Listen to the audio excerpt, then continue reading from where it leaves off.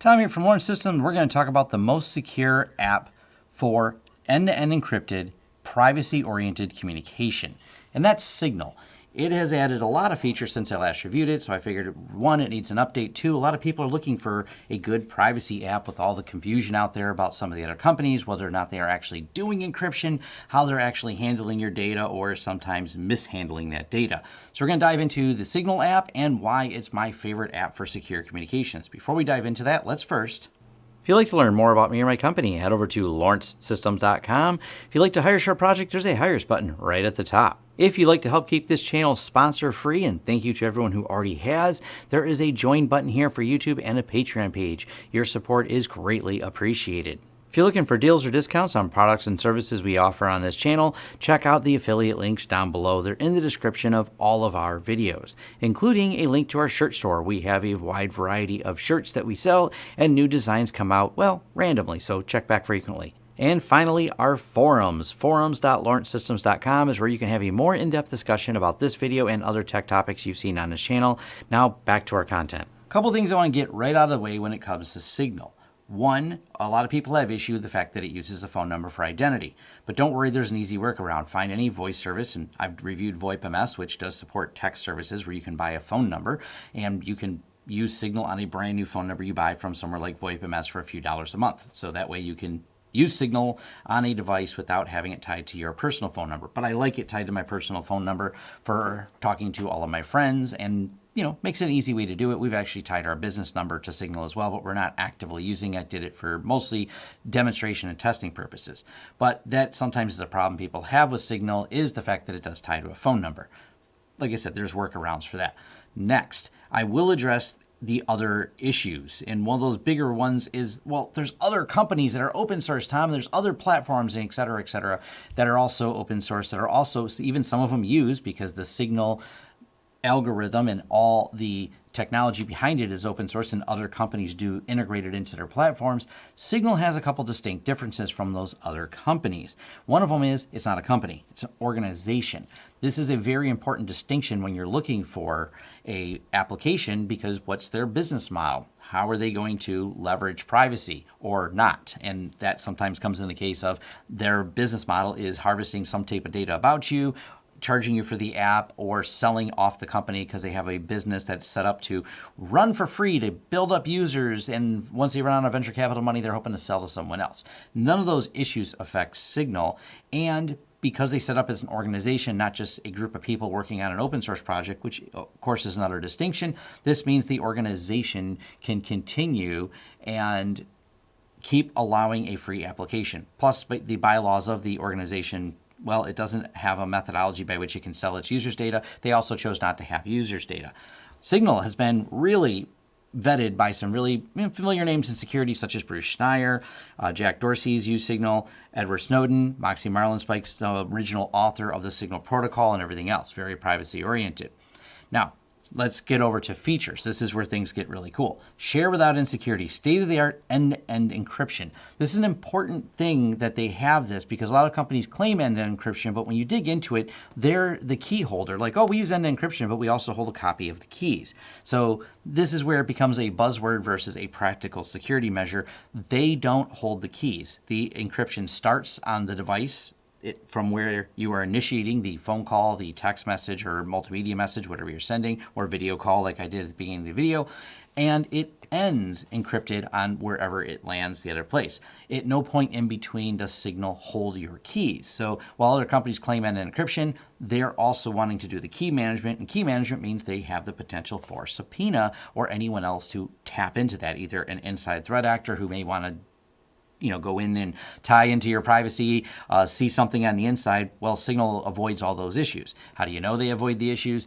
Well, they have several responses about how they've dealt with grand jury subpoenas, basically giving all they have. And when you see all they have, they really don't have much. So there's a couple different blog post they have about this, and of course they link to exactly what they submitted. A matter of fact, they had to actually file a petition to remove gag order in order to allow to say what they did share with the government, because people say, you shared with the government, like, yeah, we did, but we don't have anything. So then they had to file a petition, and they're very transparent about this whole process.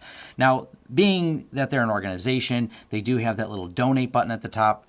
You can donate to Signal. That's part of their business. They're also well funded by some of the security researchers aforementioned that have dumped a lot of money into it, and organizations that care about privacy. So it's a business model indeed, but it's not like it's running on a shoestring budget here. They're actually a well-funded organization with a lot of privacy in there. Let's get to features, though. Say anything, speak freely. They got all the cool things that you want out of a messaging app. Make privacy stick. A new layer of expression in your conversations, encrypted stickers. It's kind of fun, like the standard things you may want out of a messaging app, because it doesn't have to be just, some type of basic boring text, but all well encrypted. No, let's put some stickers and have some fun, but also why not encrypt all of that? Get together with groups. This is another feature they've added. It's really great. Now, one of my challenges I've always had is I didn't like when you have people on Android platform or the Apple platform in their messaging app and getting groups together. Yeah, there was always some challenges. If I didn't see the message, it doesn't show this attached. Signal, because it's completely cross-platform, works on Android, works on Apple, works on Linux, works on Mac, works on Windows. So my group conversation that I started on any one device, I can move to another device and carry over that group conversation with me and join in those conversations, and it doesn't matter. And like I said, I have a lot of friends using this that work in security, and I've even got a lot of my family using this. So this is my preferred methodology for communicating, and it's actually been really convenient. Like I said, it's free for everyone, so there's another great feature. Now, the desktop support is very recent for the video phone calls, but I've been really impressed with just how well it works and how solid of a process that is. Like, it's really easy. You get the Signal app for whatever you're using, Mac, Windows, or Linux, and you can now have a conversation with another person using Signal and using the phone number as the identifier. While some people may have a problem with it, like I said at the beginning, it also makes it really easy to figure out who's using Signal. And as soon as you load the app on your phone and allow it to start looking through your contacts, they only exchange metadata. They have an entire write-up on how this process happens. You can start identifying other users that have Signal. And this makes it a little bit easier to find people. And of course, if you're dealing with your personal inner circle, most of them have your phone number as well. This has really replaced any type of other messaging for me in terms of secure messaging with family and friends. Of course, I have to use all the other ones just to communicate with the world as a greater whole. But overall, I'm really happy with Signal. I'm really happy with the transparency they've offered over the years that I have been using them. And I've really seen 2020 as a big turning point where some of these other applications, and yes, I was a huge fan of Keybase, which unfortunately got sold and the development kind of halted on that. And I was really hoping for them to come up with something because they were so full featured and offered it more than Signal, but then Keybase got bought by Zoom and that just didn't go well.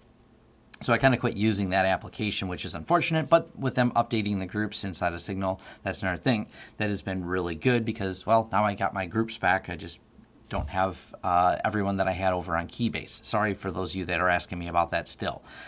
Back to Signal. Last thing I'll mention is I love the fact that you can set ephemeral messaging on there because most of the messages I have, most of them are really mundane, but that does not mean I need a complete long archive of them. And Signal makes it really easy to set expiring messages. You can say only hold messages in this group chat for 24 hours, 2 hours, whatever that may be. So if you do have to send something very private or secure, maybe some type of password or some piece of information, like, I recently bought a house and I had to exchange information with my wife and I don't want to just send personal documents that I needed to do the home purchase, I have no trouble at all. One, sending them through Signal means I was able to quickly get her some piece of information privately, securely, no worries about people seeing it, and it had an expiration time on it. I set it to an hour. She only needed it of that moment, so within an hour, it just disappears off the phone, and now it's gone without a trace. In case I ever, forget the phone somewhere or someone unlocks it, having that long history, Signal makes it a lot easier to do. So I'm giving it a huge thumbs up. The cross-platform nature of it, if you're looking for an app and you have friends on both platforms, you can talk more of them into using it. It's an easy sell because it can, in some circumstances, replace your SMS app, but it's so easy to use. And because it already has a phone number, you can slowly inch your family over there and have private conversations.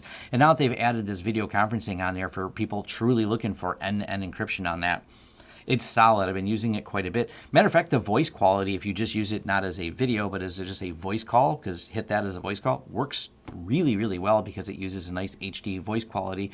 And I've been really happy with that. As a matter of fact, to make more and more phone calls, that's frequently how I talk to my wife and many of my family and my security friends. We just, hit that call button on Signal and they can answer from their desktop or their phone, whatever's within reach of them. But leave a link to signal.org. There's no other thing I have. There's no offer because it's free and it's just something I really endorse. And by the way, if you're really curious to dive into the encryption deeper, that's all documented as well with all their source code, and they have the entire methodologies by which they encrypt things. So if you're really into that, trust me, they've got it all documented, and it's kind of a fun read if you're into cryptography. And it has been vetted, as I said, by people like Bruce Schneier, who also is really into cryptography and took the time to actually audit and vet the code. All right, thanks. And thank you for making it to the end of the video. If you like this video, please give it a thumbs up. If you'd like to see more content from the channel, hit the subscribe button and hit the bell icon if you'd like YouTube to notify you when new videos come out. If you'd like to hire us, head over to lawrencesystems.com, fill out our contact page, and let us know what we can help you with and what projects you'd like us to work together on. If you want to carry on the discussion, head over to forums.lawrencesystems.com, where we can carry on the discussion about this video, other videos, or other tech topics in general. Even suggestions for new videos, they're accepted right there on our forums, which are free. Also, if you'd like to help the channel out in other ways, head over to our affiliate page. We have a lot of great tech offers for you. And once again, thanks for watching, and see you next time.